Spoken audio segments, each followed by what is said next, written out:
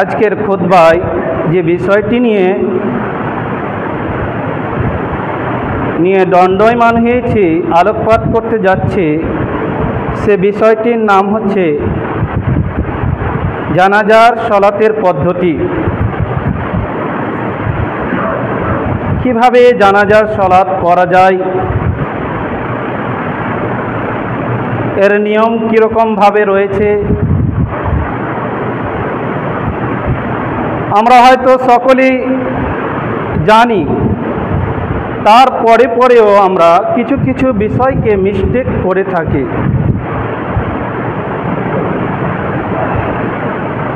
এই জানাজার সলাতের পূর্বে এই আলোচনা করার পূর্বে আমি মৃত্যুর কাছে চলে যাই। মৃত্যুর কাছে প্রথম নাম্বার যেটা পয়েন্ট হচ্ছে, যখন কোনো মানুষ অসুস্থ হয়ে পড়ে, যখন কোনো মানুষ মৃত্যুর শয্যায় নিমজ্জিত হয়ে গিয়েছে, সেই সময় আমাদের করণীয় কি? সহিহুল বুখারী হাদিস নম্বর 6551 মধ্যে বলছেন, নবী আকরাম সাল্লাল্লাহু আলাইহি সাল্লাম বলছেন, ইদা মারিদা ফাউদহু, যখন তোমরা অসুস্থকে দেখতে যাবে, তার ইয়াদত করতে যাবে, তখন তাকে তোমরা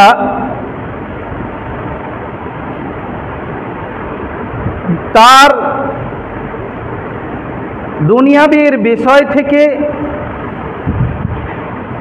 সে যেন মনোরঞ্জন না থাকে, যে আমার সন্তান, আমার পরিবার, আমার ধন, আমার দৌলত, আমার পরিবারের কি হবে। তখন আমার আপনার কর্তব্য বা দায়িত্বের মধ্যে পড়ে যে তাকে দুনিয়াবীর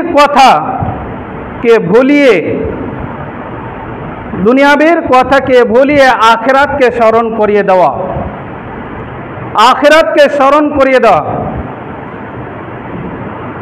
অসুস্থ ব্যক্তিকে আপনি দেখতে গিয়েছেন, সে সময় দেখছেন যে এ আর বাঁচবে না, তখন আমার কর্তব্য হলো যে যারা তার পাশে বসে আছে তাদের কর্তব্য হলো যে তাকে দুনিয়ার কথা থেকে ভুলিয়ে রাখা, তাকে বলা, তাকে তালকিন করতে হবে। কিভাবে তালকিন করতে হবে? লাকিনু মাউতাকুম লা ইলাহা ইল্লাল্লাহ, তাকে তালকিন করো যে লা ইলাহা ইল্লাল্লাহ। সে যখন মৃত্যুর শয্যায় পৌঁছে গিয়েছে তখন তাকে লা ইলাহা ইল্লাল্লাহ তালকিন করো। এমনটা নয় যে তাকে বলতে বলো, তাকে বলতে হবে না। তার কাছে আমি আপনি যখন থাকব সবাই লা ইলাহা ইল্লাল্লাহ পাঠ করব, আল্লাহ ব্যতীত কোনো প্রকৃত মাবুদ নাই, এভাবে তাকে তালকিন করব। যদি তার শেষ কালিমাটা লা ইলাহা ইল্লাল্লাহ হয় তাহলে সে জান্নাতে প্রবেশ করবে।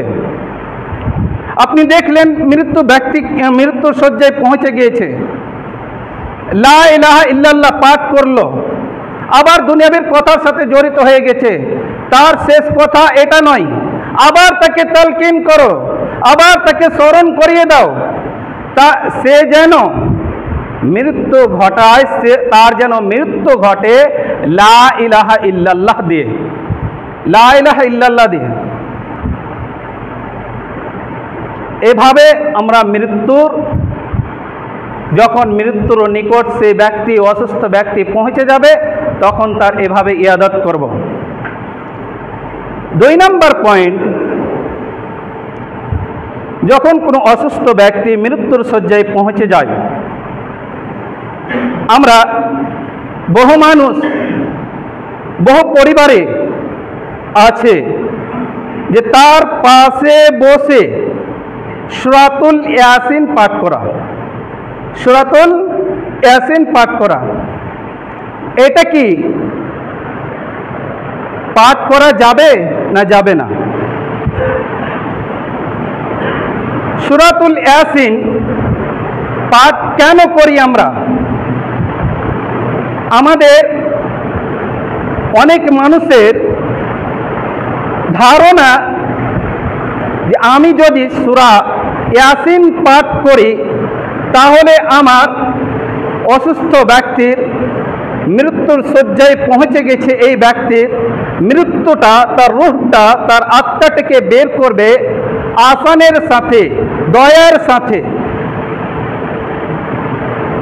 কিন্তু এই ধারণাটা একেবারেই ভুল। আলবানী রহমতুল্লাহ আলাই এই হাদিসটিকে নিতান্ত জয়ীফ বলেছেন যে মৃত্যু ব্যক্তির পাশে সূরা ইয়াসিন পড়া যাবে না, মৃত্যু ব্যক্তির পাশে সূরা ইয়াসিন পড়া যাবে না। এর পূর্বে যা বললাম যে লাক্কিনু মাউতাকুম লা ইলাহা ইল্লাল্লাহ, স্মরণ করিয়ে দেওয়ার জন্য তার সামনে, তার আশেপাশে লা ইলাহা ইল্লাল্লাহ আপনি পড়েন, কিন্তু কোরআন থেকে পড়া যাবে না, কোরআন থেকে সূরা ইয়াসিন যে পাঠ করব এটা করা যাবে না। শেখ সালেহ বিন উসাইমিন রহমতুল্লাহ আলাই তিনি বলছেন যদি পড়তেও হয় তাহলে সূরা ইয়াসিনকে নির্ধারিত করে নিয়েন না, সূরা ইয়াসিনকে নির্ধারিত করে নিয়েন না। যদি পড়েন তাহলে যে কোনো সূরা আপনি পাঠ করতে পারেন, তাহলে এতদূর যদি করতে পারি তাহলে করা যায়, কিন্তু না করাটাই উত্তম হবে। যেটুকু নবী আকরাম সাল্লাল্লাহু আলাইহি সাল্লাম থেকে, সেই হাদিস থেকে প্রমাণিত, সেটাই আমরা করব।